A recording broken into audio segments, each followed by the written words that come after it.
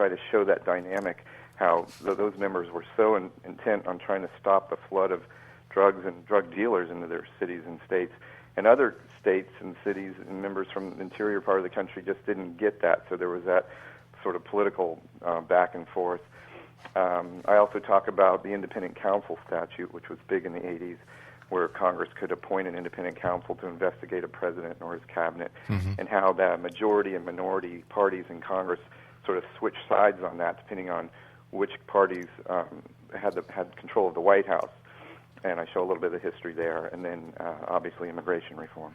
You know, talking about drug enforcement, it seems that once again we have to go to the borders, because this is where the major influx of drugs into the United States is coming from the Mexican-U.S. border. And I've often wondered why the president or the governors just don't enact the National Guard to back up and assist the Border Patrol, since, according to the U.S. law, I believe, the National Guard cannot actually maintain or do a law enforcement role. Yeah, and if you look back now over the last few years and you see where Governor Jan Brewer of Arizona tried to pass state law to allow her police force to, do things that the federal government was more supposed to do under the law. She tried to do things that would allow them to deter illegals from coming across the border and from working there. And she was called a lot of names, everything from a racist to crazy. And now when you look back and you see that those states on the country's border, like Arizona, Texas, New Mexico, California, they are the ones on the front line, and they're seeing, and they've been seeing for years, these people come across the border, come across their property. Yeah. But the president has the authority to call the National Guard out. So why doesn't he? I think there's a perception issue there in Washington. There's a perception that you're either going to try to do this the humane way, which is more of an amnesty and take care of the children, or you're going to do it in a way that says secure the border and sort of push back, put a hand up and say, look, you can't keep coming in here. And that's perceived as more of a harsh, right? The two parties have to come together and figure out how to do both. But as I see it, these children are being used as a diversion, so the Border Patrol and the enforcement officers are concentrating their time and effort on these children while the drug trafficking is able to continue. Yeah, it's very unfortunate. That is a lot of what is happening.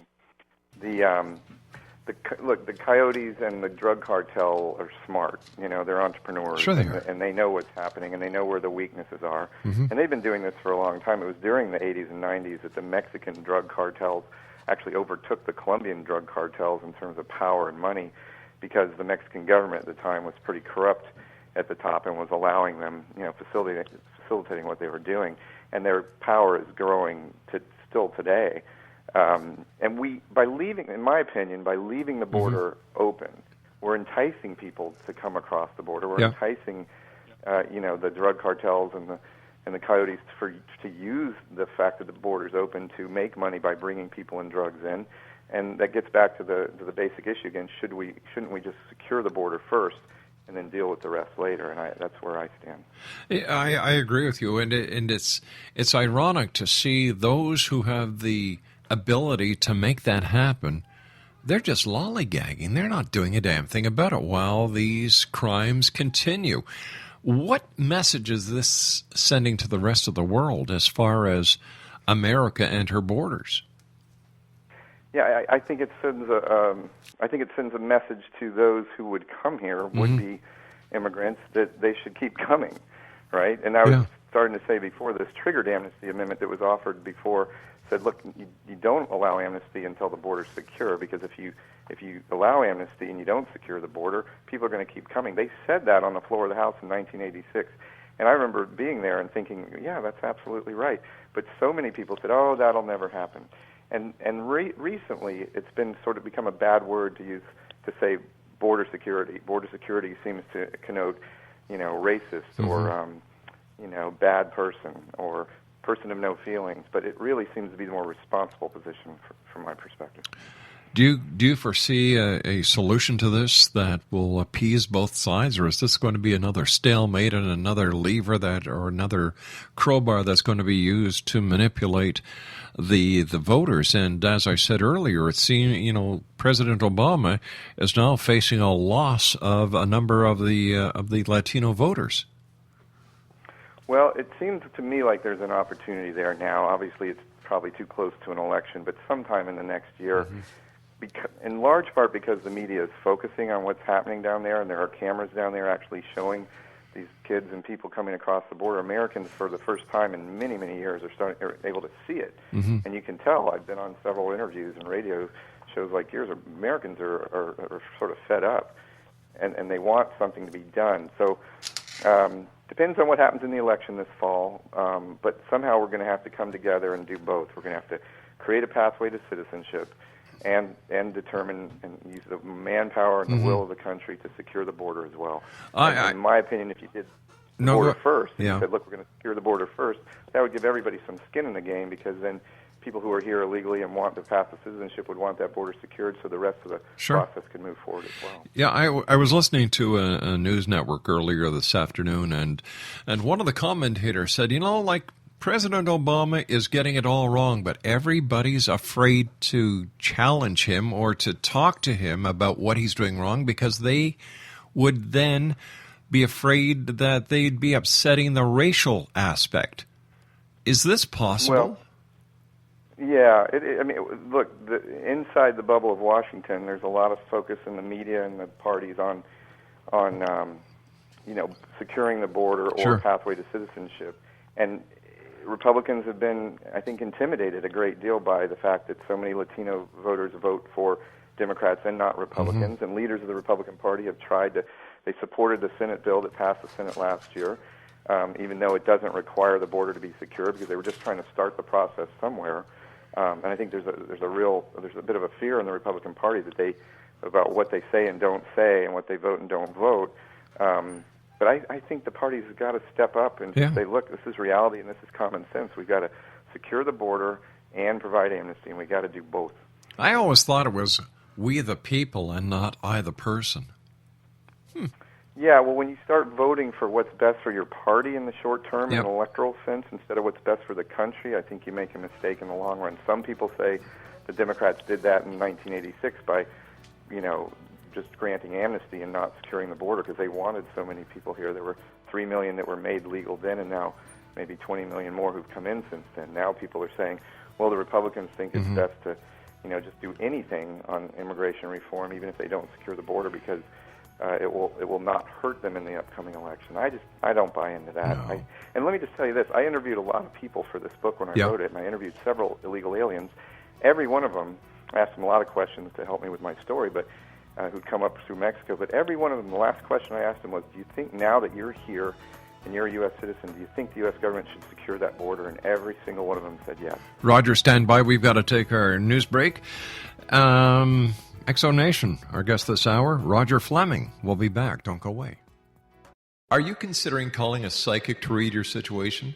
Then consider David Champion, a psychic medium for more than 20 years with thousands of readings under his belt. David Champion will make you feel comfortable. He has proven to be honest and accurate. He's a straight shooter. There's no guesswork. What he sees is what you get. While he is a medium, most of the calls focus on relationships, not only love, but work, school, neighbors, and more. Need help with finding a job and preparing for the interview? Are you dealing with people who are obstacles in your path? For more information, go to davidchampion.com, $1.50 per minute paid by credit card with a minimum of 30 minutes. For your reading with David Champion, call 1-877-702-8598. That's 1-877-702-8598.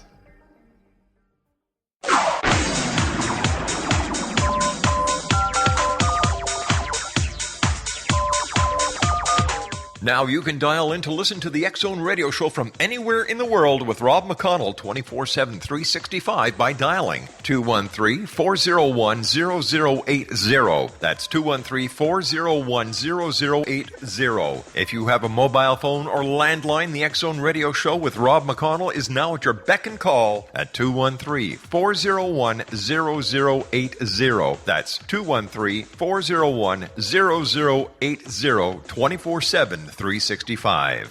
The following program may contain coarse language, violence, nudity, mature subject matter, or scenes which may not be suitable for all viewers. Viewer discretion is advised.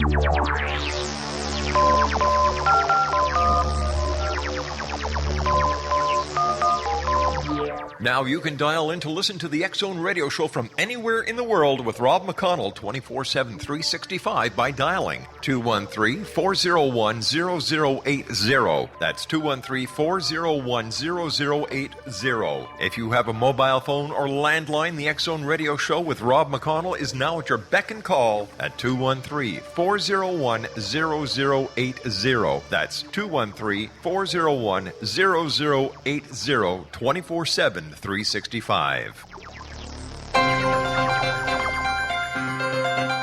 This is the X-Zone Broadcast Network, broadcasting worldwide on broadcast affiliates and satellite program providers, including CNN Broadcast Network, Sirius Satellite Network, Star Media, Good News Radio Network, Angel Broadcast Network, Wiki Broadcast Network, and WPBN TV. For more information on the X-Zone Broadcast Network, visit us at www.xzbn.net.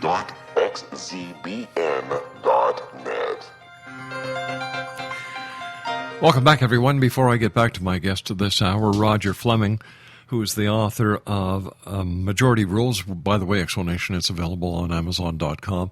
Once again, I would just like to remind our worldwide listening audience that here at the X-Zone and all our subsidiaries of Relmar McConnell Media Company, we're trying to help Sylvia Anthony, who is an 84-year-old lady, who for the past 27 years has helped more than 1,087 families. And I'm talking about moms who, with their families, who have become homeless or have had to flee their home because of domestic violence.